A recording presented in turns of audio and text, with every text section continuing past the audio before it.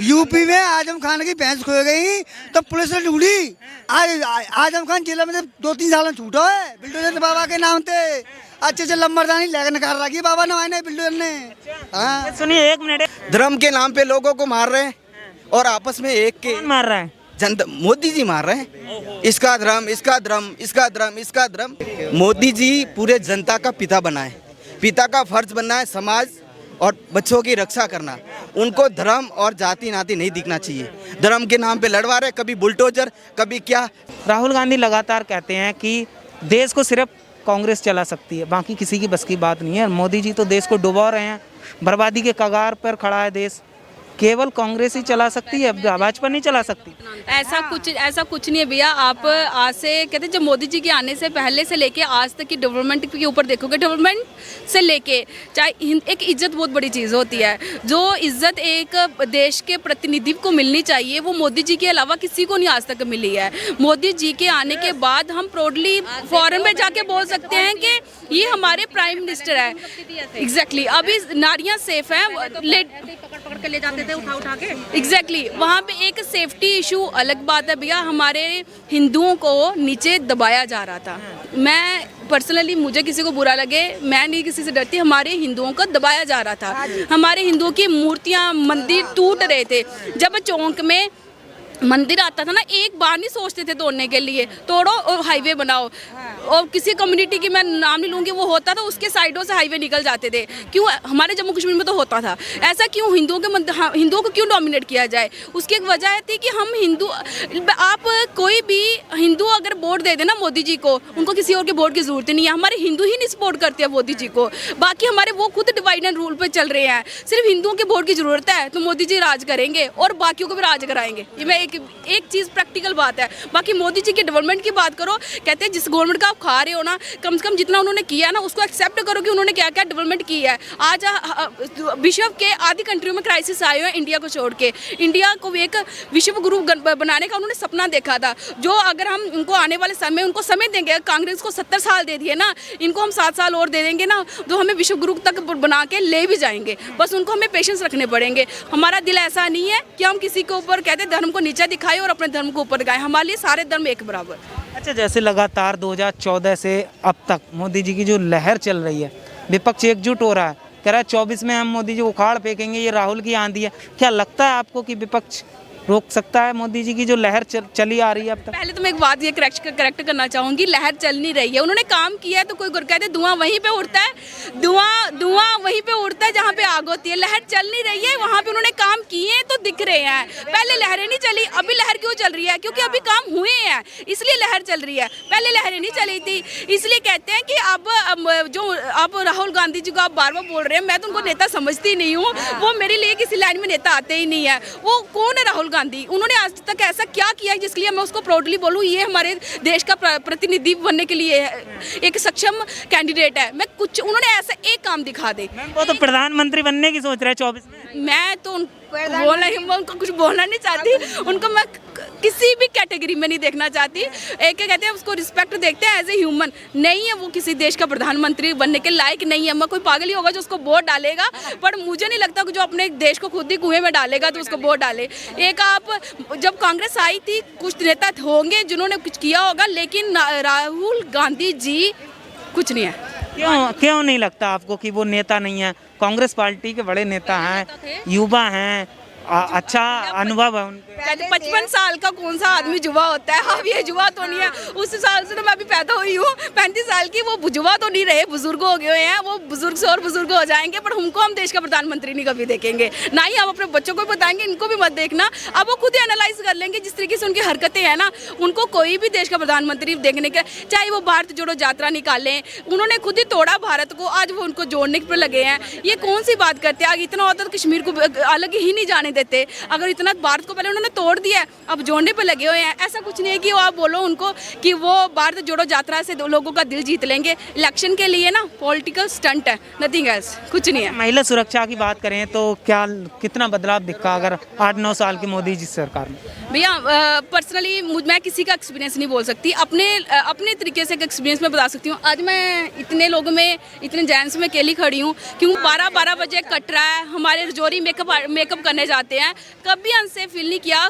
हम इतना वहाँ पे एरिया है, वहाँ पे हर जगह सुरक्षा के लिए इतनी वहाँ पे फैसिलिटीज़ दे दी हुई हैं कि ऐसा कि वहाँ पे आर्मी को फुल छूट है, कुछ नहीं आप कुछ कर सकते कि आपको कुछ भी ऐसी कुछ इंसिडेंट होता है वो उसी टाइम एक्शन लेते हैं, पहले उनको परमिशन लेनी पड़ती थी। पर्सनली मैं जम्मू कश्मीर में महिला तो फुल एंड फुल सुरक्षित है, ये तो मैं गारंटी से लिख के दे सकती हूँ। आप कुछ राहुल गांधी की भारत जोड़ो यात्रा की बात करें, जम्मू कश्मीर में है, की बात मत करो, भारत जोड़ो की बात मत करो।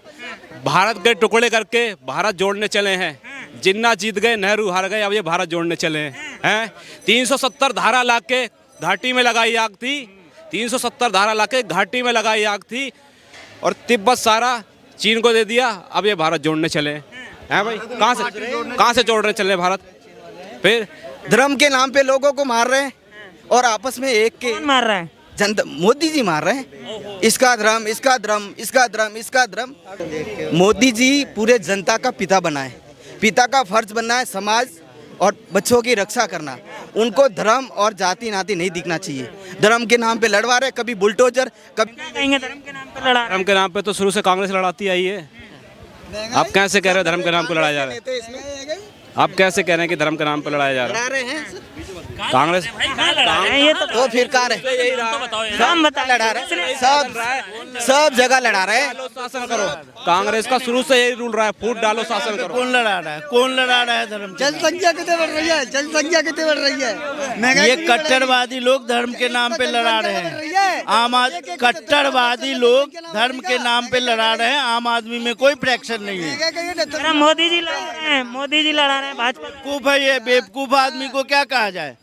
बेवकूफ जो किसी पार्टिकुलर आदमी का विरोध करता है वो बेवकूफ है। यूपी में आजम खान की भैंस खो गई तो पुलिस ने ढूंढी। आजम खान जेल में 2-3 साल छूटा है बिल्डोजर बाबा के नाम पे। अच्छे लंबरदानी लेकर निकाल रखी बाबा नवाई ने बिल्डोजर ने। हाँ सुनिए, एक मिनट भूल गया। वोट देते रहो, मोदी अपने आप करता है सब कामों को। मोदी अपने आप करता है सब काम। सब वोट देते रहो मोदी बाबा की, वोट देते रहो, मोदी अपने आप सब काम कर देगा। भारत कहाँ से जोड़ रहे हैं? अपनी पार्टी जोड़ रहे हैं। नहीं। आपको नहीं लगता? अरे भाई साहब, भारत के अंदर श्रीनगर में लाल चौक भी आता है, वहाँ तो झंडा फहरा नहीं रहे हैं। वहाँ झंडा नहीं फहरा रहे। कश्मीर में ही है अभी। हाँ जी, कश्मीर में ही है वो वहाँ झंडा नहीं फहरा रहे। अभी जाएंगे वो अपने दफ्तर में फहराएंगे डर के मारे। मैं फेक न्यूज नहीं कर रहा हूँ, ये कल की न्यूज है। हाँ कि ये महबूबा नाराज हो जाएगी। अब वो अब्दुल्ला ने महबूबा मुफ्ती और उमर अब्दुल्ला परिवार नाराज ना हो जाए, इसलिए राहुल गांधी जो है लाल चौक पे झंडा ना फहरा के कांग्रेस के दफ्तर में झंडा फहराएंगे। कांग्रेस श्रीनगर में जो कांग्रेस का दफ्तर है वहाँ झंडा फहराएंगे। पूरे देश में झंडा फहराते जा रहे हैं यात्रा लेके। लेकिन जो लाल चौक है श्रीनगर का लाल चौक, वहाँ झंडा नहीं फहराएंगे, क्योंकि वहाँ अगर झंडा फहराते हैं तो महबूबा मुफ्ती और उमर अब्दुल्ला नाराज हो जाते हैं, अब्दुल्ला परिवार। अच्छा, जो जनसैलाब चल रहा है राहुल गांधी के पीछे, कांग्रेस कह रही है ये जो जनसैलाब है ये बदलाव चाहता है, ये राहुल की आंधी है, इस बार भाजपा का सुपड़ा साफ पूरे देश से। ऐसा जी, टेम्पू में पैसे भर के ले आओ, अपनी जय जयकार करवा लो। हाँ, अपनी जय जयकार करवा लो, जितनी मर्जी करवा लो, हम भी आपके पीछे हो लेंगे। चलो, तुम्हारी जय जय बोलते हैं, राहुल के पीछे चल लेंगे। आपके पीछे हम भी राहुल के 1000 रुपए दे दोगे, 1000-1500 रुपए। मतलब कहने का मतलब अब ये जो पैसे वाली भी देना है, पैसे वोट वही देंगे जा देना है। तो भाई साहब, हम आपको कहेंगे आप प्रधानमंत्री हो। मतलब पैसे वाली भीड़ है क्या वो? बिल्कुल। कितनी सीटें हैं पार्लियामेंट में? कितनी सीटें हैं? 42 मिली थी। हाँ जी, 42 ना। अब 42 का वो अगर 40, अरे वो 20 भी पार कर जाए तो कहीं मत समझो। मतलब जो जनसैलाब को कुछ फायदा नहीं होने वाला इस बार 24 में, क्या उनको भारत जोड़े? आप भीड़ तो मदारी भी इकट्ठा कर लेते हैं, भीड़ तो आप भी इकट्ठी कर रहे हो, नहीं कर रहे हो, तो आप प्रधानमंत्री बन जाओगे क्या? मैं प्रधानमंत्री बन जाऊंगा क्या? प्रधानमंत्री बनता है काबिलियत से। काबिलियत गांधी पढ़े लिखे हैं सर, मोदी जी से ज्यादा पढ़े लिखे हैं राहुल गांधी। अरे तभी तो 140 करोड़ की जनसंख्या को 140 करोड़ रुपए कह रहे थे और आलू में सोना निकाल रहे थे। नहीं समझे जी? देखिए, भाषण देने में कभी कभी गलतियां हो जाती है। अरे भाई साहब, आटा जो है किलोमीटर में मिलेगा, ये नया फार्मूला आ गया है। ये नहीं हो रही है। बात करें 2024 की, तो अगला प्रधानमंत्री कौन होना चाहिए? मोदी जी आना चाहिए। मोदी जी। मोदी जी, क्यों मोदी जी को लाना चाहिए? मोदी जी अच्छा है, बढ़िया है। वे राहुल गांधी, राहुल गांधी, अब हम मोदी जी ने क्या किया? कुछ काम अच्छा लगा आपको 8 साल में? 8.5 गरीबन को राशन पानी देते हैं, विधवा वालों को पैसे डालते हैं, बहुत अच्छा काम करते हैं वे, सही है। आपके क्या विचार हैं?